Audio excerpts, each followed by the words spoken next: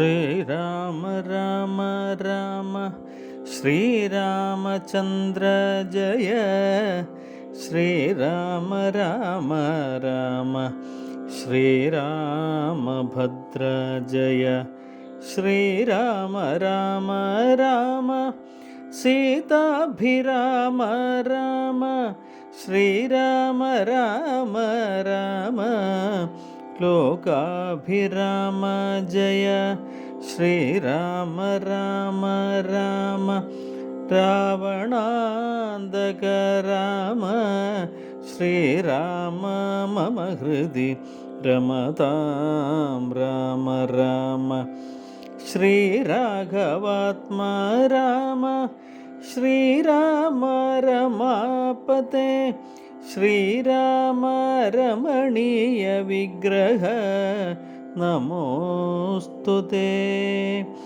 നാരായണായ നമോ നാരായണായ നമോ നാരായണായ നമോ നാരായണായ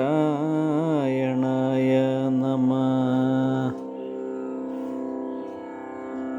ലക്ഷ്മണനൊരു ദിനമേകാന്തേ രാമദേവൻ തൃക്കഴൽ കൂപ്പി വിനയാന്വിതനായി ചൊന്നാൻ, മുക്തിമാർഗത്തെ അരുൾ ചെയ്യണം ഭഗവാനെ, ഭക്തനാമടിയനോടജ്ഞാനം നീങ്ങും വണ്ണം.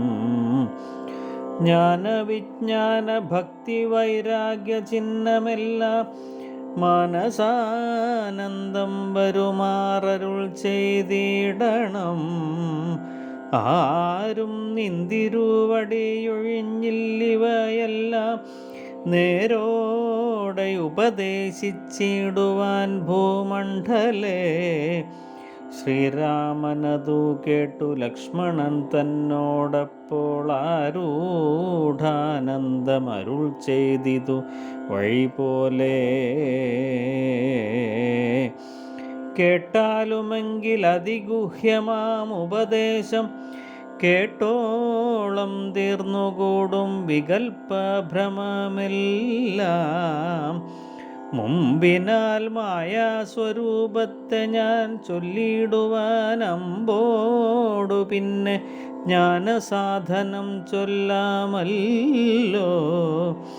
വിജ്ഞാനസഹിതമാം ജ്ഞാനവും ചൊൽവൻ പിന്നെ വിജ്ഞേയമാത്മസ്വരൂപത്തെയും ചൊല്ലാമെടോ.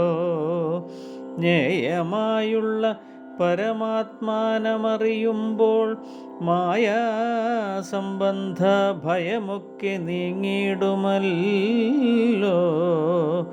ആത്മാവല്ലാതെയുള്ള ദേഹാദി വസ്തുക്കളിൽ ആത്മാവെന്നുള്ള ബോധം യാതൊന്നു ജഗത്രയേ. മായയാകുന്നതു നിർണയമതിനാലെ കായസംബന്ധമാകും സംസാരം ഭവിക്കുന്നു. ഉണ്ടല്ലോ പിന്നെ വിക്ഷേപാവരണങ്ങളെന്നു രണ്ടു രൂപം മായയ്ക്കെന്നറിയുക സൗമിത്രേ നീ. എന്നതിൽ മുന്നേതല്ലോ ലോകത്തെ കൽപ്പിക്കുന്നതെന്നറിക അതിസ്ഥൂല സൂക്ഷ്മഭേദങ്ങളോടും. ലിംഗാദി ബ്രഹ്മാന്തമാം അവിദ്യാരൂപമതും സംഘാതിദോഷങ്ങളെ സംഭവിപ്പിക്കുന്നതും. ജ്ഞാനരൂപിണിയാകും വിദ്യയായതു മറ്റേതാനന്ദപ്രാപ്തി ഹേതുബോധയെന്നറിഞ്ഞാലും. മായാകൽപ്പിതം പരമാത്മനി വിശ്വമെടോ. മായ കൊണ്ടല്ലോ വിശ്വമുണ്ടെന്നു തോന്നിക്കുന്നു. രജ്ജുഖണ്ഡത്തിങ്കലെ പന്നക ബുദ്ധി പോലെ നിശ്ചയം വിചാരിക്കിലേതുമൊന്നില്ലയല്ലോ.